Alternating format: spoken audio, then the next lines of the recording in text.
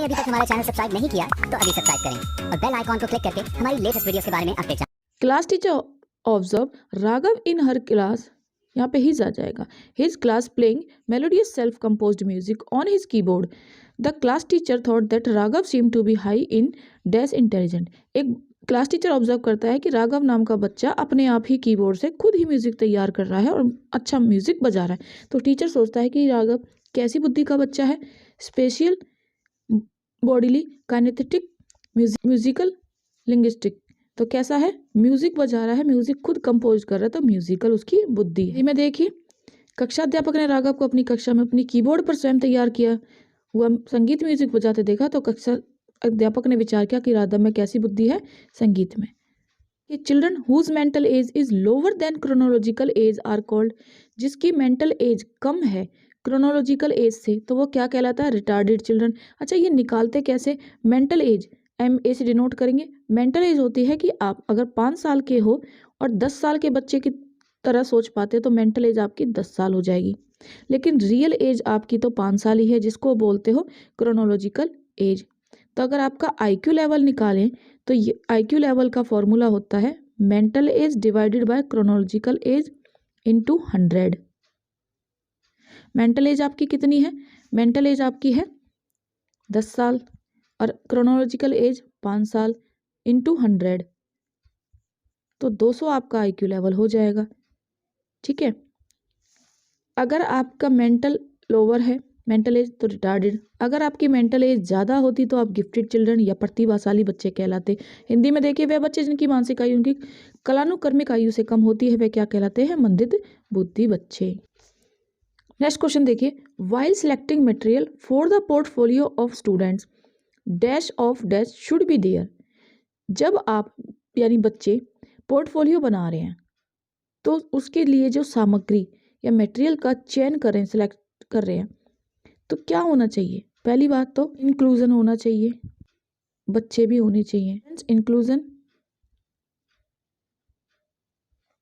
शामिल होने चाहिए और स्टूडेंट शुड बी देयर और बच्चे वहाँ होने चाहिए। इंक्लूजन होना चाहिए लेकिन बच्चों के साथ होना चाहिए, इंक्लूजन के साथ पेरेंट्स नहीं होने चाहिए, ना ही टीचर होने चाहिए।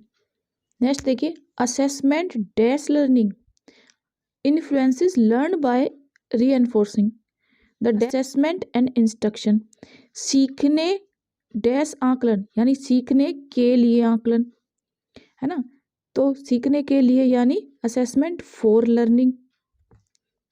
और आगे कह रहा बिटवीन असेसमेंट एंड इंस्ट्रक्शन, दोनों के बीच में जो टेस्ट होना है और जो इंस्ट्रक्शन दिए दोनों के बीच में क्या होना चाहिए, डिफरेंस तो होना नहीं चाहिए, वेरिएंस भी नहीं होनी चाहिए, दोनों के बीच में क्या होना चाहिए, कनेक्शन।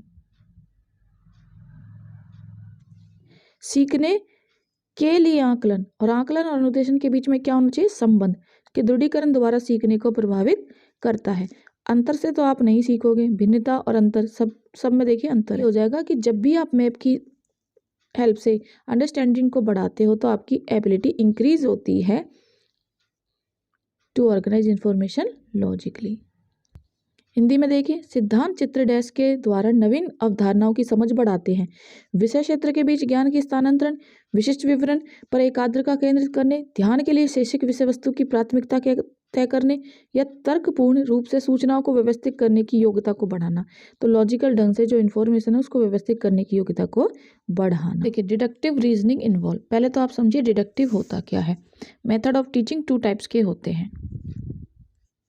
मेथड ऑफ टीचिंग, एक होता है आपका इंडक्टिव, दूसरा होता है आपका डिडक्टिव। बात करते हैं इंडक्टिव की। इंडक्टिव को आप हिंदी में बोलते हो आगमन विधि, और ये किसने दी थी, इसके फादर कौन है, इसके फादर हैं पेस्टालॉजी। अब इसमें क्या होता है, आगम विधि में क्या होता है, पहले बच्चों को क्या देते हैं, आ से आदम, ऐसे याद रख लेना, उदाहरण। ठीक है, पहले हम बच्चे को क्या देते हैं, उदाहरण, कोई एग्जाम्पल देते हैं और वह बच्चा उसको डायरेक्ट एक्सपीरियंस करता है, अच्छी तरह से उदाहरण को समझ लेता है। और जब टीचर उदाहरण देता है तो बच्चे उसे अपने लाइफ से रिलेट करके अच्छे से सीख लेते हैं। और इस विधि को आप क्या बोल सकते हो, स्पेसिफिक टू जनरल। और ये कहाँ पे यूज़ होती है? प्राइमरी लेवल पे। ए कहाँ पे यूज़ हो सकता है? प्राइमरी लेवल पे। ANR आप कहाँ सीखते हो? प्राइमरी लेवल पे। तो ये प्राइमरी लेवल पे होती है और यहाँ पे आप ना चाइल्ड सेंटर्ड फोकस करते हो। आप बच्चे को ध्यान में रख के उसे सिखा रहे, तो ये चाइल्ड सेंटर्ड है।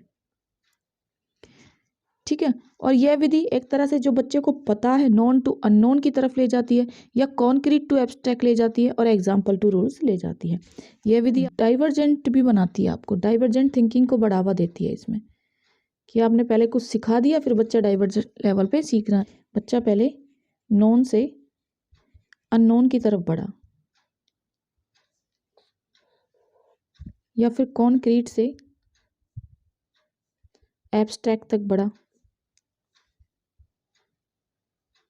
कॉन्क्रीट जो उसे दिखाई दे रही चीज़ें उनके बारे में सोच रहा है, एब्स्ट्रैक्ट जो उसे चीज़ दिखाई नहीं दे रही वो। नॉलेज जो उसे पता है चीज़ों से, उनसे लेके जो चीज़ नहीं पता उन तक अपने ज्ञान को बढ़ा लेता है। या फिर पहले वो एग्जाम्पल सीखता है, कोई उदाहरण ले लेता है, फिर उनसे वो रूल बना लेता है। तो ये सारी चीज़ें किस में आ जाती हैं आपकी? इंडक्टिव में। डिडक्टिव। डिडक्टिव के फादर कौन है? अरस्तु। ठीक है। अब डिडक्टिव मेथड को आप हिंदी में क्या बोलते हो? निगमन विधि। इसमें बच्चा क्या करता है? पहले रूल्स को वो अच्छे से समझ लेता है, पहले वो रूल्स को समझ लेता है तेजी से, और रूल्स से फिर वो एग्जाम्पल की तरफ जाता है। पहले उसने रूल समझे हैं, फिर वो एग्जाम्पल की तरफ जाता है। अच्छा, ये विधि जो है ना, ये मेथड हायर एजुकेशन में यूज़ की जाती है, बड़ी क्लासों में यूज़ की जाती है डिडक्टिव वाली। टीचर सेंटर्ड होता है, यानी टीचर अपने आप को ध्यान में रखते हुए पढ़ा रहा है, एक तरह से लेक्चर मेथड में यूज़ होती है। ठीक है। डिडक्टिव की बात की है तो यहाँ पे जनरल से पर्टिकुलर की तरफ जा। हिंदी में देखिए, निगमनात्मक तर्कना में शामिल है सामान्य से विशिष्ट की ओर। Learner can not learn unless, learner यानी स्टूडेंट्स जब तक नहीं सीख सकते तब तक, they are taught accordingly to the need of the social, जब तक उन्हें सोसाइटी की नीड के अनुसार ना पढ़ाया जाए, या they know that the material being taught will be tested in the future, in the near future, उन्हें यह पता ना हो कि उन्हें जो फैक्ट पढ़ाए गए हैं वो उनके फ्यूचर में टेस्ट किया जाएगा, या they are prepare to learn, या जब वे सीखने के लिए तैयार ना हो तब उन्हें ना पढ़ाया जाए, या they are ask about their learning in schools by their parents at home on daily basis, या फिर जो डेली के काम के आधार पर घर में उनके माता पिता विद्यालय में उनके सीखने के बारे में नहीं पूछेंगे। तो देखो, लर्नर को आप तब तक नहीं पढ़ा सकते जब तक कि वो पढ़ने के लिए तैयार ना हो। जब वो एक बार पढ़ने के लिए तैयार हो जाएंगे तभी आप उन्हें पढ़ा सकते हो। हिंदी में देखिए, शिक्षार्थी तब तक नहीं सीख सकते जब तक वह सीखने के लिए तैयार ना हो। To explain, predict and control phenomenon are goals to, hypothesis की। तो ये सारी चीज़ रिसर्च में आती है, और रिसर्च किससे जुड़ा है? साइंस से। तो आप क्या कर दोगे? Scientific management. जब भी बात प्रिडिक्ट, कंट्रोल या फिनोनियम या हाइपोथेसिस की आएगी तो साइंटिफिक मैनेजमेंट। हिंदी में देखिए, व्याख्या, अनुमान और नियंत्रण, प्रकल्पना संबंधित है वैज्ञानिक पद्धति से। Schools should cater to individual indifferences to, schools में जो अलग अलग बच्चे होते हैं उनके अंदर जो अलग अलग योग्यताएं हैं उनके लिए क्या करना चाहिए, उन योग्यताओं को पूरा करने के लिए क्या करना चाहिए। Narrow the gap between individual students, कि जो बच्चे हैं अलग अलग सोच के, अलग अलग प्रकार के, उनके जो गैप को कम कर देना चाहिए। यानी आप ये सोच के चल रहे हो कि बच्चे इनडिफरेंस हो ही नहीं सकते, अलग हो ही नहीं सकते। तो आपने फिर एक मूवी देखी होगी तारे ज़मीं पे, उसमें भी यही बताया गया ना कि हर बच्चा अलग अलग चीज़ों में एक्सपर्ट होता है। कॉन्सेप्ट को लेके चल रहे हो तो फिर तो आप इनडिफरेंस, इंडिविजुअल चीज़ को ख़त्म ही कर दोगे, नैरो कर दोगे, तो ये तो होगा नहीं। Even out ability and performance of the student, आप उनकी क्षमताओं को और परफॉर्मेंस को देख रहे हो, या उनको इक्वल, इवन मतलब उनको समान करने की सोच रहे हो कि सभी एक जैसे बच्चे हो जाओ, सभी इंटेलिजेंट हो जाए, या सभी मैथ्स पढ़ने लगे, या सोच रहे हो सभी म्यूज़िक में अच्छे हो जाए। बिल्कुल इक्वालिटी कर रहे हो, डिफरेंस को ख़त्म ही कर रहे हो। ये भी नहीं होगा। Understand why students are able to और अनेबल टू लर्न, ये समझने के लिए आप इंडिविजुअल इंडिफरेंसेस को पूरा करते हो कि बच्चा किस चीज़ को समझने में काबिल है और किस चीज़ को समझने में अनेबल है। या फिर make individual students feel exclusive, understand why students are able और अनेबल टू लर्न।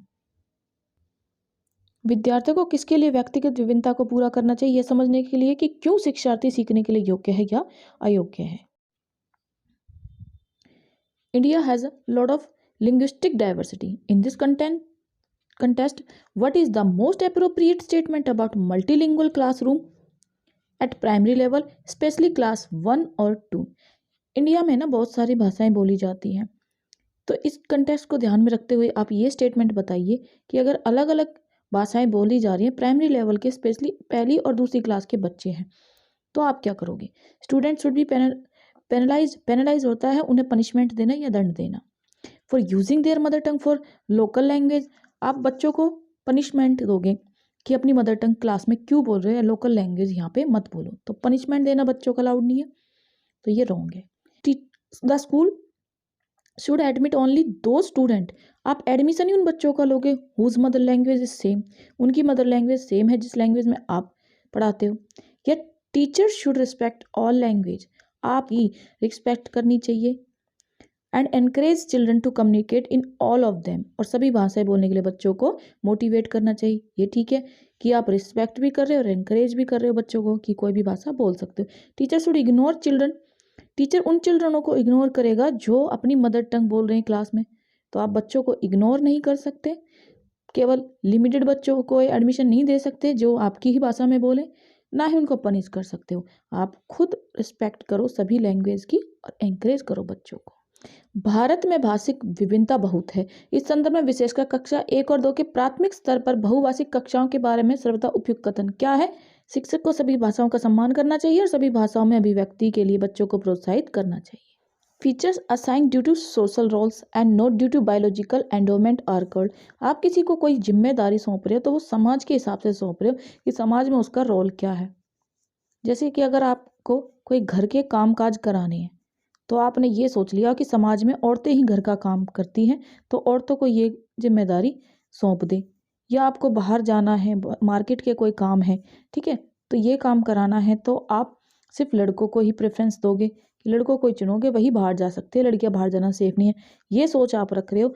आप उनकी बायोलॉजिकल एंडोमेंट, आप उनके जो वो बच्चे हैं या फिर उनमें जो क्वालिफिकेशंस हैं या उनके अंदर जो पावर हैं, स्किल्स हैं, आप उनके बायोलॉजिकल एंडोमेंट को देख ही नहीं रहे कि उनके अंदर भी कुछ है। कि जैसे कि देखो, लड़का होते हुए भी संजीव सैफ को ले लो, कितने अच्छे से खाना बनाते हैं। कोई ये कहे कि लड़का खाना नहीं बना सकता तो वो एग्जाम्पल है।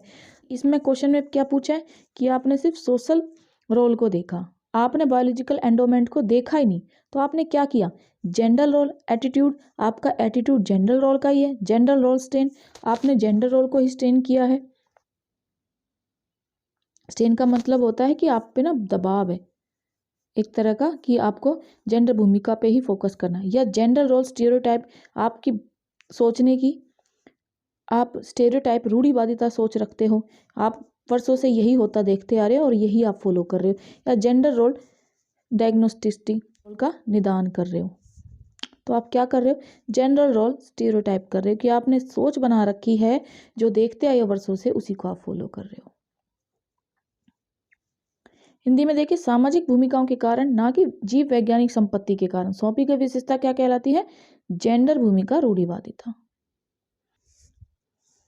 विच of the following would encourage the least a student, आपको ना ऐसी चीज बतानी जो बच्चे को कम मोटिवेट कर रही है। Who wants to become a highly creative theatre artist, जो थिएटर आर्टिस्ट बनना चाहता है, क्रिएटिव बनना चाहता है हाईली लेवल का, तो आप उसे क्या बोल के अभिप्रेरित करोगे।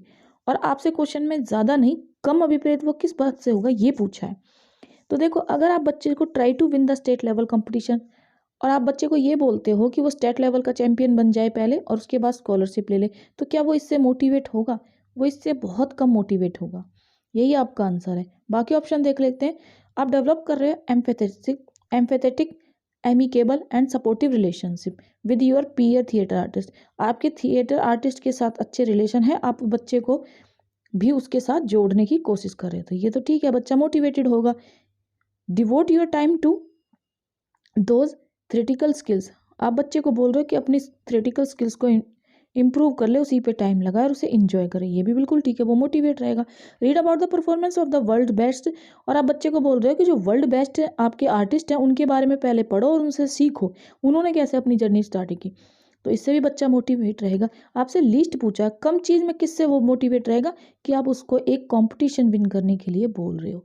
विद्यार्थी उच्च स्तरीय सृजनशील रंगमंचनीय कलाकार बनना चाहता है, उसके लिए निम्न में से कौन सा उपाय सबसे कम प्रेरक है? राज्य स्तरीय प्रतियोगिताओं को जीतने का प्रयास करना ताकि छात्रवृत्ति पाई जा सके। बस स्कॉलरशिप पे आप उसे फोकस करा रहे हो, जबकि बच्चा कैसा है, बच्चा है एक क्रिएटिव, तो ये उसके लिए बहुत कम मोटिवेशन होगा। Which one of the following is an appropriate assignment? कौन सा असाइनमेंट एप्रोप्रिएट है गिफ्टेड स्टूडेंट के लिए? गिफ्टेड स्टूडेंट कौन होता है? जो बहुत ज़्यादा क्रिएटिव होता है, जिसके अंदर बहुत ज़्यादा स्किल्स होती हैं, या जिसका आईक्यू लेवल ज़्यादा होता है। एक प्रतिभाशाली, एक इंटेलिजेंट बच्चे को आप गिफ्टेड स्टूडेंट बोल सकते हो। उसके बारे में आप सोचिए कि उसको आप कैसा काम दोगे। उससे बोलोगे मैनी मोर एक्सरसाइज, बहुत ज़्यादा एक्सरसाइज सॉल्व कर ले, क्योंकि same type in comparison to other student, दूसरे स्टूडेंट की तुलना में उससे कहोगे बहुत ज़्यादा एक्सरसाइज की प्रैक्टिस करता रहे। या उसे बोलोगे asking him to the tutor the peer to channelise. आप बोलोगे कि अपने साथ के बच्चों को पढ़ाता रहे और अपने आप को बिजी रखे। या आप क्रिएट करोगे एक phototype of a new science book. आप उससे बोलोगे कि क्रिएट करे एक फोटोटाइप, नई साइंस बुक बनाए based on different name, different theme के आधार पर आप उसको कुछ क्रिएट करने के लिए साइंस का काम दोगे। या उससे बोलोगे कि जो भी काम है टेक्स्ट बुक में लिखा हुआ सिलेबस में पहले उसको ख़त्म कर ले। तो आप एक क्रिएटिव बच्चे की क्रिएटिव चीज़ों को कैसे प्रमोट कर सकते हो? ना तो आप एक ही चीज़ को बार बार रटवाओगे, ना ही उसके टाइम को वेस्ट करोगे बाकियों को पढ़ाता ही रहे, ना ही आप उसे टेक्स्ट बुक पे ही रख दोगे। आप क्रिएटिव बच्चे को क्रिएटिव काम दोगे, तो सी आपका राइट आंसर हो जाएगा। Which one of the following is least important is an inclusive classroom? Inclusive classroom क्या होता है? समावेशी कक्षा। क्या? कि जिसमें सामान्य यानी नॉर्मल बच्चों के साथ, जिसमें नॉर्मल स्टूडेंट्स के साथ डिसेबल बच्चा भी बैठा है।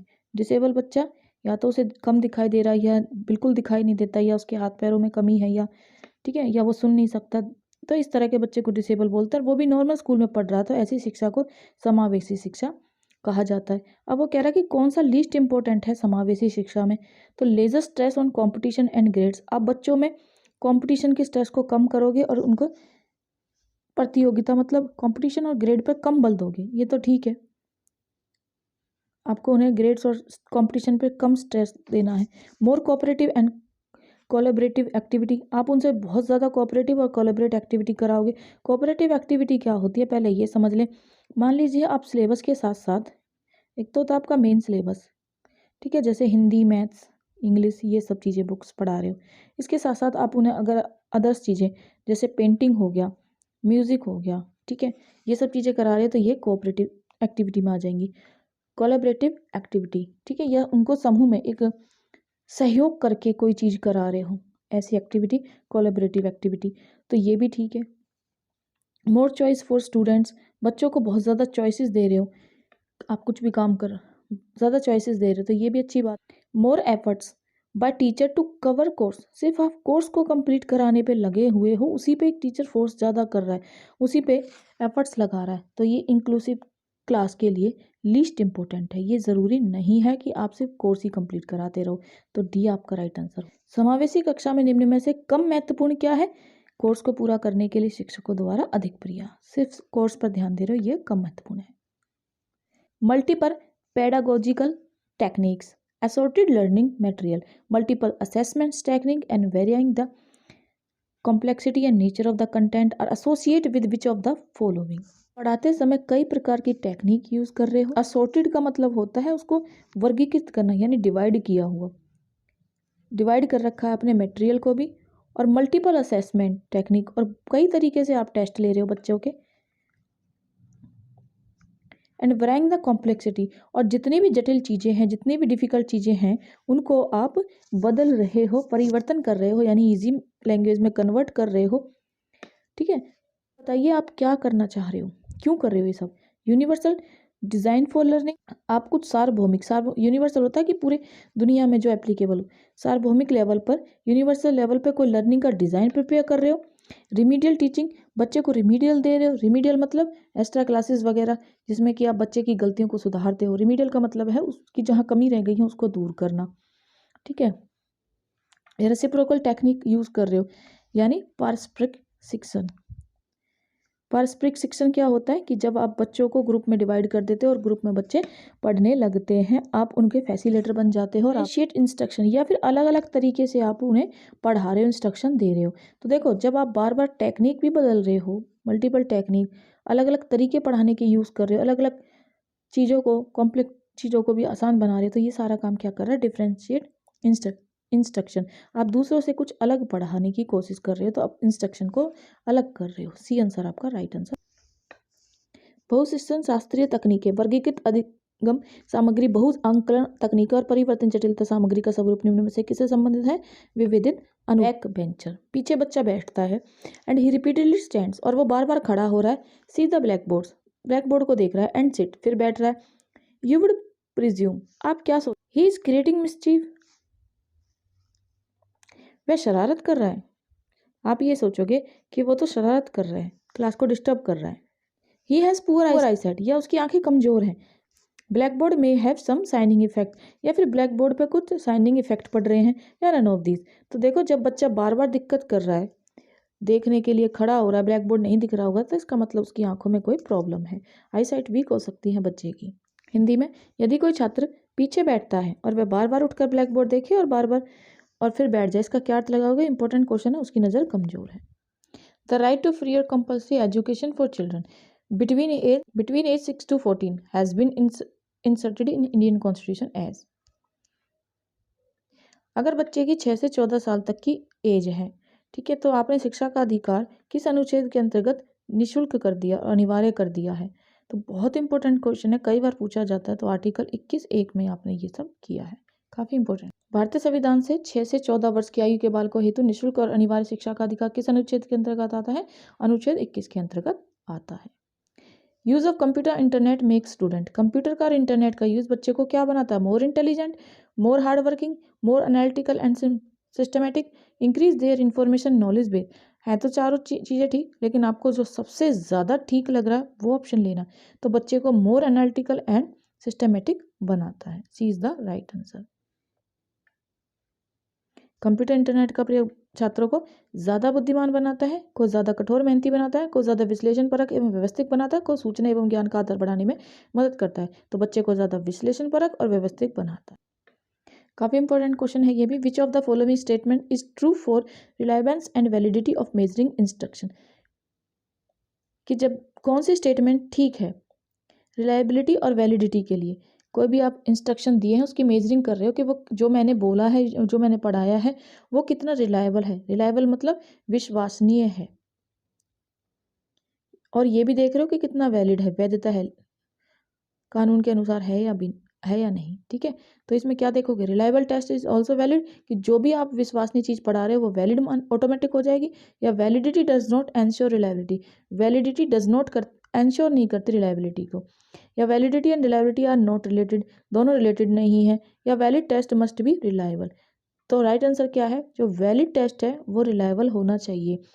जो कानून ने वैलिड की हुई है चीज़, वो आपके द्वारा भी रिलायबल विश्वसनीय होनी चाहिए। तो राइट आंसर क्या हो जाएगा आपका, डी हो जाएगा।